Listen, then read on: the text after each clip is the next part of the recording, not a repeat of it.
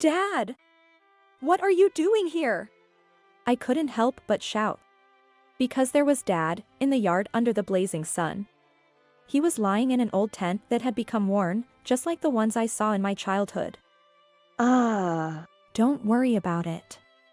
It's the usual thing. Dad's weak reply made me speechless. Since he had injured his leg, he has been living with my brother and his wife.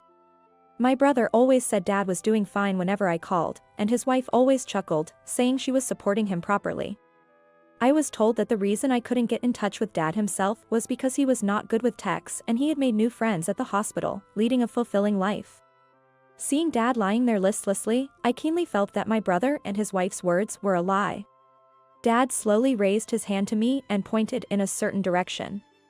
And there was. I am single, and my parents' house is in the city, but I moved away from home to live alone in the countryside to fulfill my dream of working at a resort hotel. My parents living at home had a traffic accident 2 years ago, and only Mom passed away. Dad injured his leg in that accident.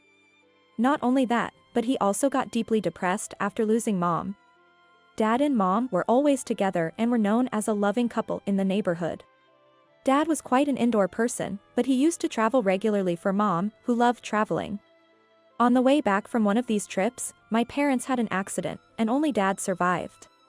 Why did I survive instead of her? He was filled with deep remorse every day. The injury made Dad, who preferred staying indoors, spend even more time at home. Since I was working, there was only so much time I could spend for home care. Seeing Dad so down made me feel terrible, but fortunately, I have a brother who is 7 years older than me. My brother Anthony and his wife Mia, living close to our parents' home, occasionally checked in on us. Dad's gotten a lot weaker, hasn't he? When I said that. They were a loving couple, after all. It's understandable. We live nearby, so Emma, don't worry and focus on your work. Anthony replied. Thank you.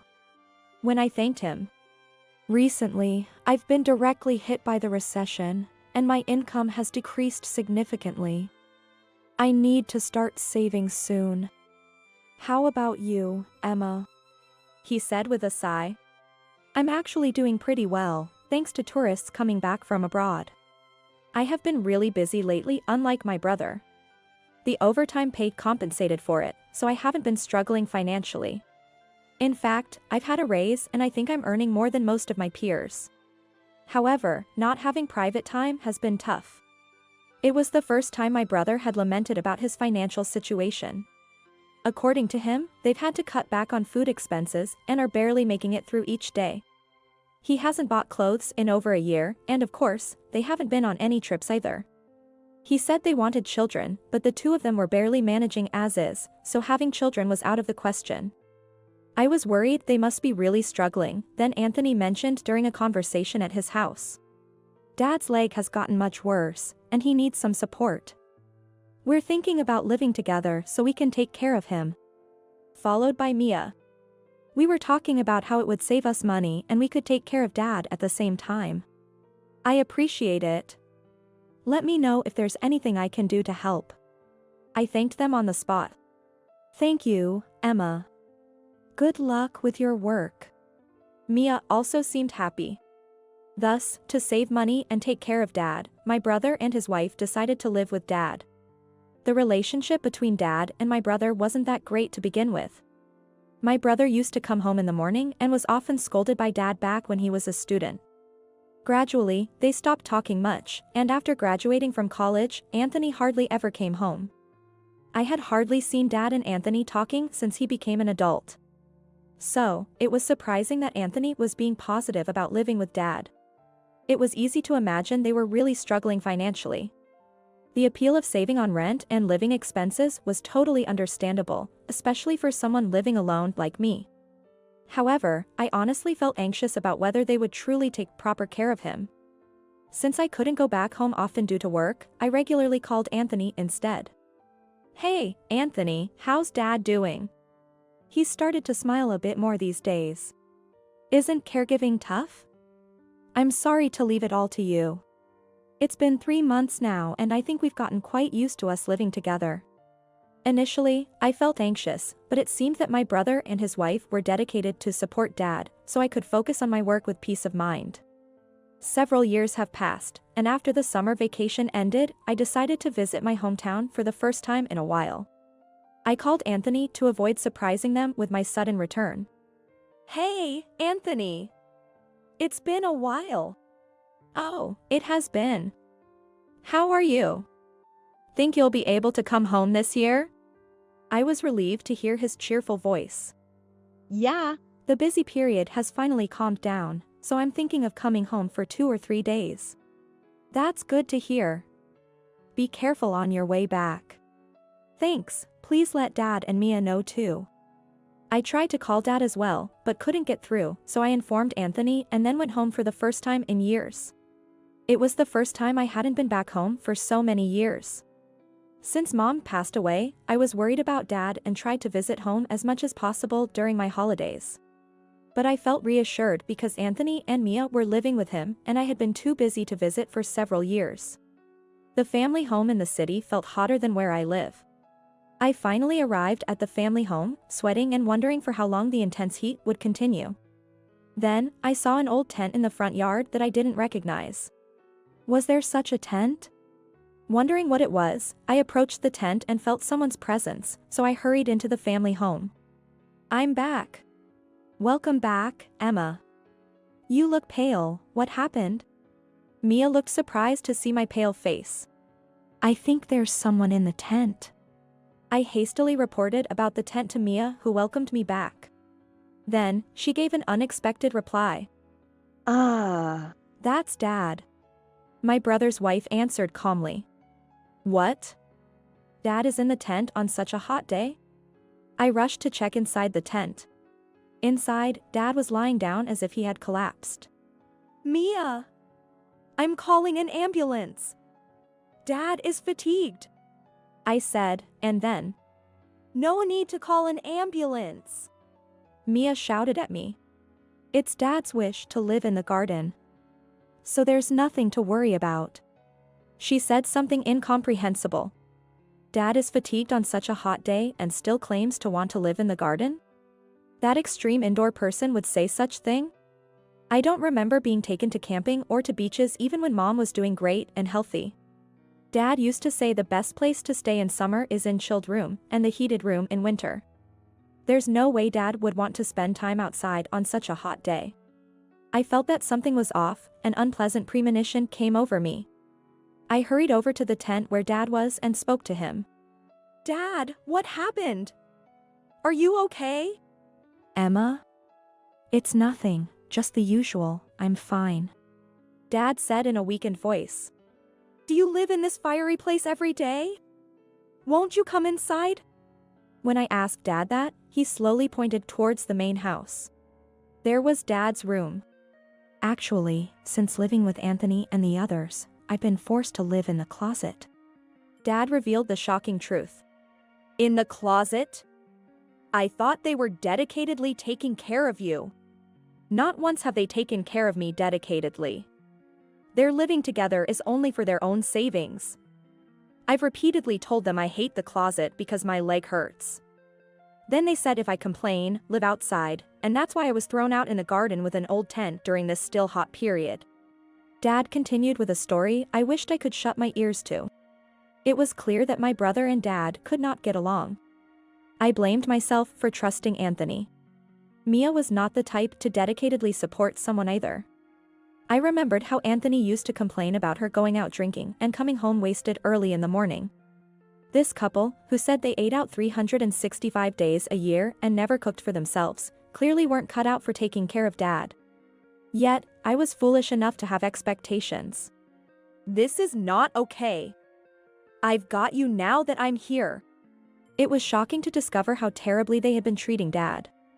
Despite their claims of dedicated care over the phone, they had actually forced Dad to live in a closet and then thrown him out into the yard. Unforgivable. Anger welled up inside me. Ignoring Mia's pleas, I called an ambulance. "I said there's no need to call an ambulance. Don't make such a big deal out of it." My brother's wife desperately tried to stop me. But I continued to ignore her words. When the ambulance arrived, they took Dad, and I went along. Dad was on the verge of heatstroke, but fortunately, it was not life-threatening. However, he was hospitalized because he hadn't been given proper meals and was left in an unhygienic environment.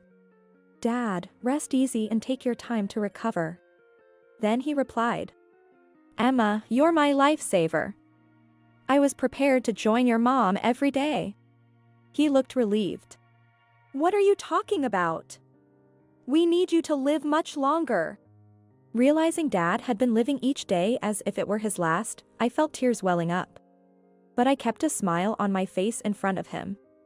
I went back to the family home to collect some things for Dad's hospital stay. "Anthony, Mia, you need to explain yourselves about Dad." I confronted my brother and his wife with my anger about how Dad had been treated. "We were just acting cold, hoping Dad would leave on his own." Mia confessed nonchalantly. "Yeah, surprisingly, he was stubborn and wouldn't leave." Anthony said it as if it was nothing. They seemed to be aware that they had been cruel to Dad. They laughed while talking about their attempts to drive him out. "Do you even hear what you're saying? It's good that he's alive, but if something had happened to Dad, you'd both be criminals. You're over-exaggerating. We did feed him and checked if he was alive once a day." He spoke as if they were dealing with an animal. "He's being hospitalized because he wasn't fed properly. What do you think Dad is? It's absurd to kick him out of his own house." My brother and his wife showed no sign of remorse and began making excuses.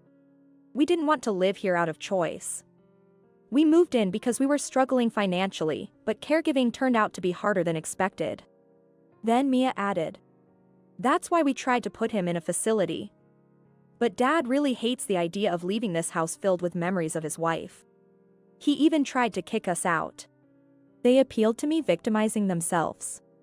Struggling with the caregiving, they attempted to make Dad leave, but instead, they were the ones nearly driven out and tried to make him want to leave on his own. "Having free rent is a big deal for poor people, so we couldn't just let him kick us out," Anthony said. I never thought my brother would stoop so low as to deliberately worsen Dad's care and quality of life just to monopolize the house. Although Dad and my brother weren't that close, I believed, as an adult in his mid-30s, he would manage well with Dad.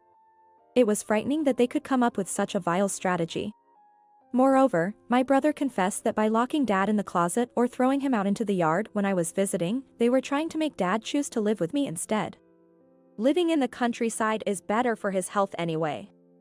So, we were fully planning to send him to live with you," my brother said, and then, "Wasn't he surprisingly stubborn? We thought he'd run away before you arrived, but he endured." Mia laughed as if they were sharing tales of past hardships. "Now that you are back, Dad will probably say he wants to live with you." Anthony laughed saying this. Then, he said something outrageous. "Now that Dad's been sent to the hospital, this house is ours, so pack your things and leave." I was so appalled by his audacity that I was at a loss for words. To think he could say such a thing while living in someone else's house. I gathered Dad's belongings and went back to the hospital. "Dad, I heard about what happened from my brother. It must have been tough." When I spoke to Dad, trying to drive them out of the house backfired on me. That house is a treasure filled with memories of Mom. I couldn't just hand it over to such people. Dad's love for Mom kept him going still, which felt reassuring. "Don't worry about the house, we'll figure something out. The hospital stay might continue for a bit, but would you like to live with me after you're discharged?" When I suggested this, "Thank you. If you are okay with it, I'd be happy to live together." Dad seemed pleased. After getting Dad's consent to live together, I went back to my place. 2 months later, I received a barrage of calls from Anthony. "There are a bunch of unknown men in the house. What's going on?"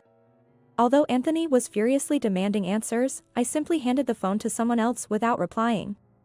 The person who took over the phone was our maternal grandfather. "Hey, Anthony. I've heard the story from Emma. You've done something terrible to my dear son-in-law." When grandfather spoke, "Grandpa, Anthony sounded shocked. Our family home was actually built by our grandfather as a wedding gift for Mom when she was young. Dad was adopted into the family, and grandfather always doted on Dad as if he were his own child. And I told grandfather about the situation. He was furious and sent over some of his strongest apprentices to drive out my brother and his wife. After the commotion, I immediately called grandfather, who is the land and house owner. Grandfather has always been imposing, and Anthony has always been afraid of him. I sought his help this time, believing he would be able to do something. Anthony, all your stuff has been arranged to be sent to Mia's parents' house. When grandfather said this, don't just go ahead with things on your own. Anthony resisted, albeit fearfully.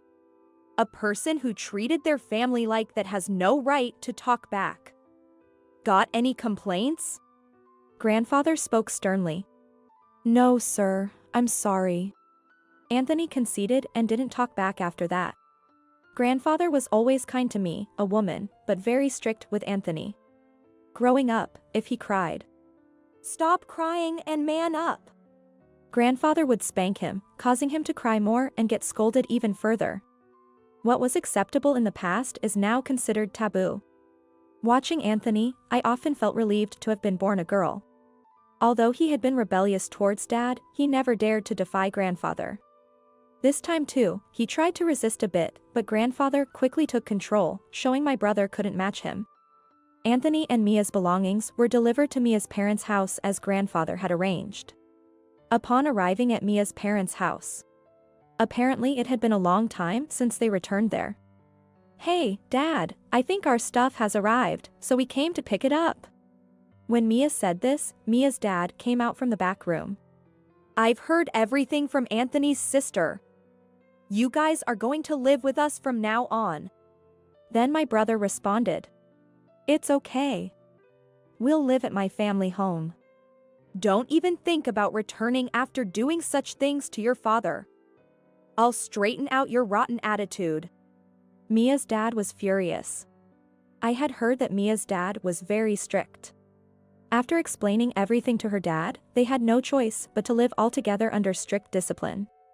Mia was taught to cook from scratch and had to prepare meals for the family every day. Anthony got permission for a side job and helped Mia's dad with his work on weekends. After being discharged, Dad was told by grandfather that the house needed repairs due to damage. Determined to fix the house filled with memories of Mom, Dad committed himself to rehabilitation and recovered impressively. You did great with the rehab. The doctors were even surprised by your quick recovery. When I said that, Dad replied, Of course. It's the house filled with memories of your mom, so I need to put my all into fixing it. He spoke with a brightness in his voice, like in the old days. It seems love for Mom helped Dad recover. With grandfather's instructions and the help of his apprentices, we gradually repaired the house. While repairing the house, Dad seemed to regain the sparkle he had when Mom was alive. You seem really lively. Working on the house brings back a lot of memories, and it feels like I'm talking to your mom. I felt like she had gone far away, but maybe she's been nearby all along, watching over me. Hearing Dad talk like that almost brought tears to my eyes. Despite the horrible treatment from my brother and his wife, perhaps Mom really was protecting him. Eventually, the house repairs were completed. When the repairs were done, Dad decided to let go of the house. Dad, are you sure? I felt like Mom said it's okay not to cling to this house anymore. Plus, now that it's so beautifully done, I really want someone to live in it. He spoke in a calm voice. I see, I think she would be happy too. Thanks to the renovations Dad and the team made, a buyer was quickly found. Thanks to all of this, Dad and grandfather decided to move into nursing homes. I've started visiting more often. Dad, how are you? I'm having a great time every day. Made a lot of friends too. It's all thanks to you, Emma. Really, thank you. Dad was smiling. Dad seems to enjoy his days with the other residents, making my time spent with him even more precious. And I've been living more peacefully every day. As for Anthony and Mia, we've gotten used to Dad's discipline, and it's quite comfortable this way. Mia said. Yeah, The strictness isn't all the time, and the house is big, it's great. Anthony seemed to be enjoying their lifestyle too. Being freed from caregiving, it's actually lucky for us. Mia was happy. Thanks to this, we're living a good life despite the low income. I feel so grateful. My brother and his wife had adapted to living at Mia's parents' house and were happy to be freed from caregiving, showing no signs of remorse. Then, Mia's dad, furious at their lack of repentance, kicked them out. there's no sign of remorse from you, so you might as well leave. Mia's dad said quietly but angrily. Dad, wait! Pack your things and leave immediately. He expelled them without allowing any discussion. They were accustomed to living at home without saving money. They found themselves without a home and at a loss. Until they could afford the initial costs for a new place, they lived in an old tent in the park during winter. It's freezing! It's because your income is so low that we have to live like this. Mia blamed Anthony. The tent is from home, but I bought you a new sleeping bag, so stop complaining. I've been working 7 days a week without rest. Anthony retorted irritably.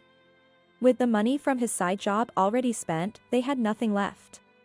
How about we contact Emma and ask if we can live with her in the countryside?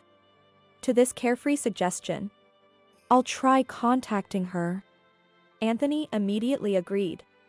Soon after, Anthony called to tell me they were kicked out of Mia's parents' house and were now sleeping in a park in the cold. My brother, who once mocked my countryside living, was now begging to live with me. I was unable to bring myself to help someone who treated their own dad so terribly, so of course, I refused. I've decided to block all future communications to avoid any hassle. I can only hope they learn that what goes around comes around.